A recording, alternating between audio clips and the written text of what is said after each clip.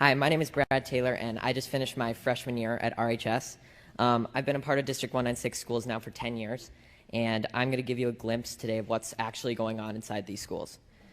Despite the board's attempt to deny it, District 196 schools are quickly becoming a place where promoting activism is actually more important than promoting education. I'll take you back to my first day at RHS this fall. The principal came out and gave us a heartfelt speech about equality and standing together. He began to list countless races, such as Latino, Asian, expressing how much they matter and how important they are. But never once did he mention a race or identity that reflects me, or half the kids that were in the class.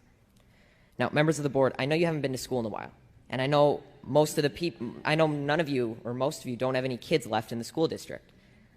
But you must admit how uncomfortable it will be to be characterized just by your skin color on the first day of school, and be thought that you were wrong just because of your skin color. So I will never forget the look one of my friends gave me from across the room as we were sitting there listening to this blatant bias being expressed in the so-called equity statement by the leader of our school.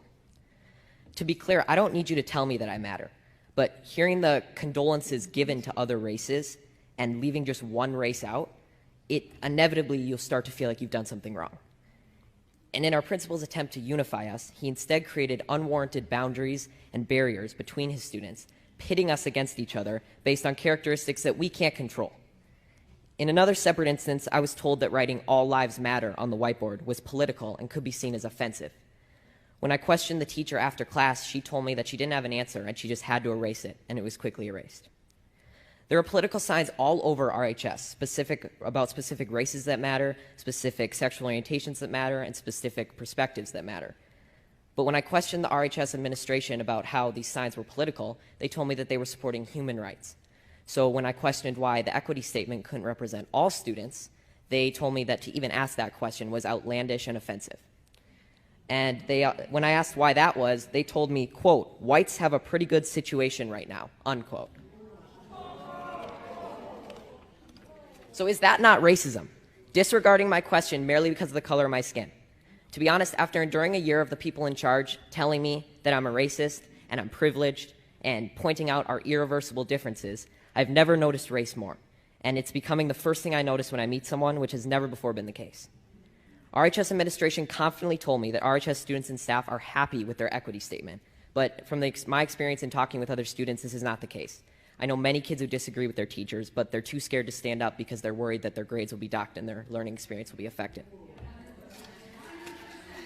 My honors government teacher, I'm not going to say his name, but he's mentioned that Democrats care more about all people while Republicans only care about themselves. And he's also inferred to us that socialism is better than democracy. He even had a statue of a socialist leader in his classroom. I've been told by a lot of kids that they just stay silent and adjust their schoolwork to reflect an acceptable opinion to secure a good grade.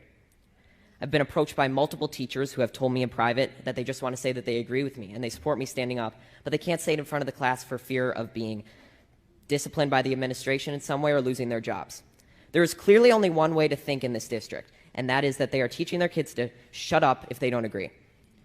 Now, members of the board, I want you to take a good look at yourselves in the mirror tonight and ask, are you really standing up for the equality of all people, or are you just pushing a damaging political ideology on our students? A fellow coworker at my job, who by the way is of color, discreetly told me that the schools seem to be pushing a very leftist agenda in class. This proved that not everyone is happy with your school, and not everyone who isn't happy is white.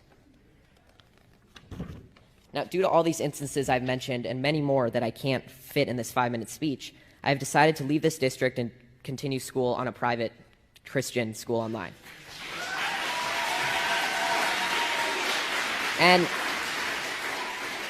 And there will be sacrifices, and I will not get to walk in the graduation ceremony or attend milestones at RHS, but I will be able to learn in an environment that is not intent on punishing me daily for my skin color and political views.